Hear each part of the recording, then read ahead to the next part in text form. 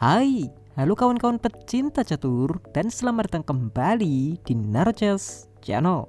Di video kali ini, saya akan membahas partai catur yang sangat menarik yang dimainkan antara Viswanathan Anand melawan Ding Liren. Permainan ini terjadi pada 8 Juni 2019. Oke, baiklah kawan-kawan, kita langsung ke permainan. Di sini Anand sebagai putih dan Ding Liren memegang hitam. Permainan dimulai dengan E4 dan E5, lalu kuda F3 dan kuda C6. Lanjut gajah ke C4 dan gajah ke C5. Sebuah pembukaan klasik Guosou Piano.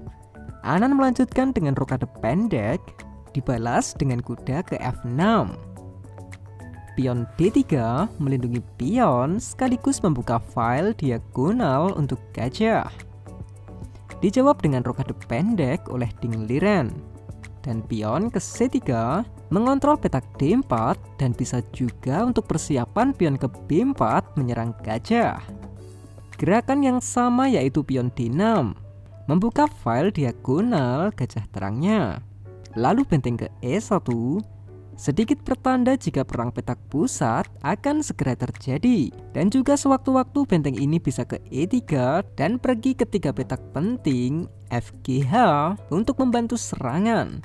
Oke, di sini Ding Liren pion ke A5 untuk pengalian permainan pusat. Anand pion ke H3, pion ini sangat penting. Selain menjaga kuda naik ke G4, dia juga memberi jalan raja karena jika benteng dan menteri sudah mulai menyerang, hitam akan melihat kelemahan back rank dan berusaha memanfaatkannya. Sayangnya pion di sini sering dikombi dengan pengorbanan gajah. Oke, dibalas dengan H6 dengan ide yang sama. Lalu kuda B ke D2, mungkin manuver ke F1 dan ke G3 di gerakan-gerakan selanjutnya. Ding Liren gajah ke E6 mengajak pertukaran gajah untuk menjadikan kontrol petak pusat lebih solid dan memanfaatkan pion lemah di F2 yang ditinggalkan benteng. Sayangnya Anand tidak memakan gajah dan ke B5 menyerang kuda. Oke, dijawab dengan menteri ke B8. Tentu tujuan menteri ini ingin ke A7 dan lagi-lagi targetnya adalah pion F2. Anand membalas dengan kuda F1. Ya, menteri tetap ke A7 dan Anand melindungi pion dengan menteri D2. Posisi ini terbalik ya. Di sini gajah menjadi sangat pasif karena tertutup menterinya sendiri. Ding Liren melanjutkan dengan benteng A ke D8 dan Anand melanjutkan rencananya dengan kuda G3. Sekarang para perwira sudah menyerang sayap raja hitam. Kuda mundur ke E7 dengan ide yang sama, tapi kalian lihat kuda di sini melepas penjagaannya di petak D4. Anand langsung memanfaatkannya dengan pion ke D4 menyerang gajah. Gajah ke B6 untuk terus membuat tekanan pada pion F2. Dan Anand menteri ke C2 dengan tujuan membawa gajahnya keluar dan membantu serangan. Lalu kuda ke G6 dan benar, Anand gajah ke E3 dibalas dengan pion C6 mengusir gajah. Gajah mundur ke D3, lanjut benteng F ke E8. Persiapan pion kali D4 dijawab dengan menteri ke D2. Ding Liren pion D5. Permainan yang tadinya tenang sekarang naik tempo.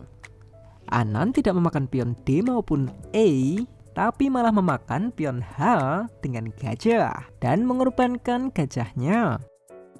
Wah, Anand benar-benar kelewatan ya. Ding Liren sudah menawarkan pion E, gak mau. Pion D, gak mau. Malah memakan pion H yang kini menjadikan gajahnya terancam. Ya, untung saja game ini terjadi pada 2019 ya. Coba kalau kisaran 2011 sampai 2013. Yang ada habis ini Anand bakal ganti nama Facebooknya jadi Anand bukan anak manja. Atau Anand Cuayang Pengorbanan. Itu pakai X juga ya nulisnya. Jadi Cuayang XX. Ya, kalau kalian nggak tahu, silahkan cari-cari status Facebook kakak-kakak kalian ini di tahun segitu ya. Udah gitu kalian screenshot deh, kirim ke WA-nya. Oke deh, balik ke topik. Coba kita analisis dulu. Jika pion memakan gajah, menteri kali pion. Misal pion E kali D4, maka pion E5. Kuda harus hilang.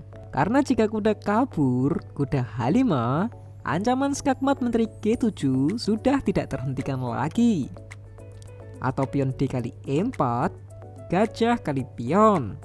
Masih sama, jika kuda kali gajah, maka kuda H5. Dan di sini juga ancaman gajah kali kuda. Jika kuda pergi, menteri kali kuda F6. Ya, benteng D7, gajah kali kuda, pion kali gajah, menteri kali pion skak, benteng menutup skak, dan menteri kali kuda. Posisi hitam benar-benar dalam masalah serius. Oke, kembali ke permainan. Oleh karena itu, Dingliren memakan pion E4 terlebih dahulu. Double attack kuda dan gajah. Anan memakan pion dengan kuda, kuda kali kuda, dan benteng kali kuda. Dibalas lagi dengan gajah D5 mengancam benteng.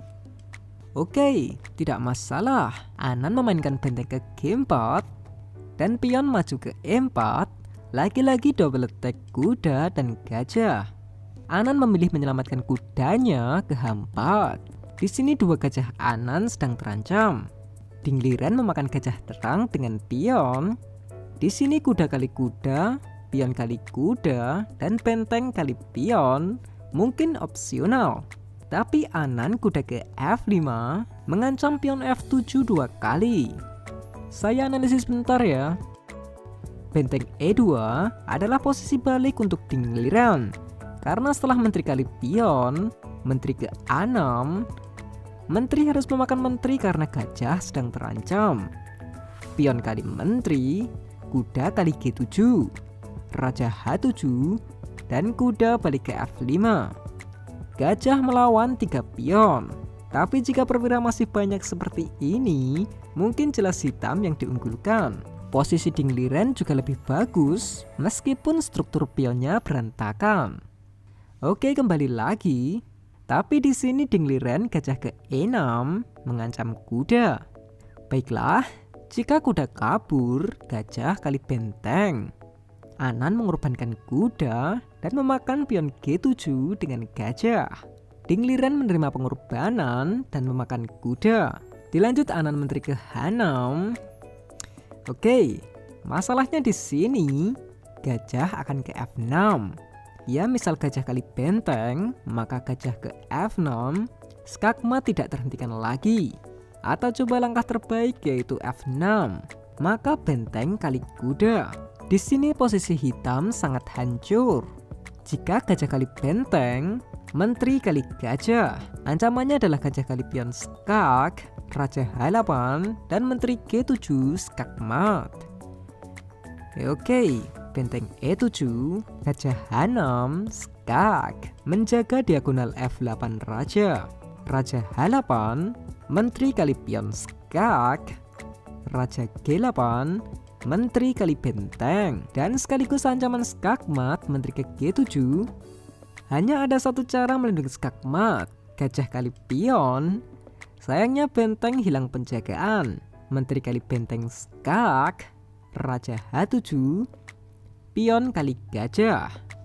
Tidak mungkin raja kali gajah karena benteng E1, skakmat tidak terhentikan lagi.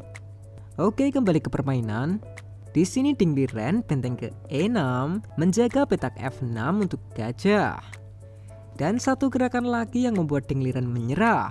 Apakah kalian bisa menemukan gerakan Anan ini? Silahkan pause video ini bagi yang penasaran saja. Oke, Anan memainkan gajah ke H8. Dan ya, di sini Dingliren menyerah. Anan sangat brilian. Kalian lihat, kuda terpaku benteng. Dan ancaman menteri G7 sudah tidak bisa ditanggulangi lagi. Lah bang, itu bisa gajah kali pion. Oke, kita coba gajah kali pion. Simpel saja pion kali gajah. Dan apa? Maksudnya menteri kali pion. Baiklah, jika gajah kali menteri, benteng kali gajah. Hitam lolos dari skakmat. untuk sementara waktu. Tapi bagaimana jika menteri dimakan dengan benteng? Nah, itu kan kuda sudah tidak terpaku bang, jadi dia bisa memakan gajah. Jangan pikir Anan dan Dingliren tidak membaca gerakan ini. Setelah benteng kali benteng skak, benteng harus menutup skak, lagi benteng kali benteng skakmat. Benar-benar banyak langkah yang tidak terduga dimainkan oleh Anan. Dan permainan yang sangat menarik ini dimenangkan oleh Viswanathan Anan. Dan oke lah kawan-kawan, sekian dulu video kali ini. Jika kalian suka video-video catur seperti ini, silahkan klik like dan juga subscribe channel Narjas ini agar saya bisa lebih bersemangat lagi dalam membuat video-video catur selanjutnya. Dan adanya salah kata saya mohon maaf. Salam just lovers, terima kasih.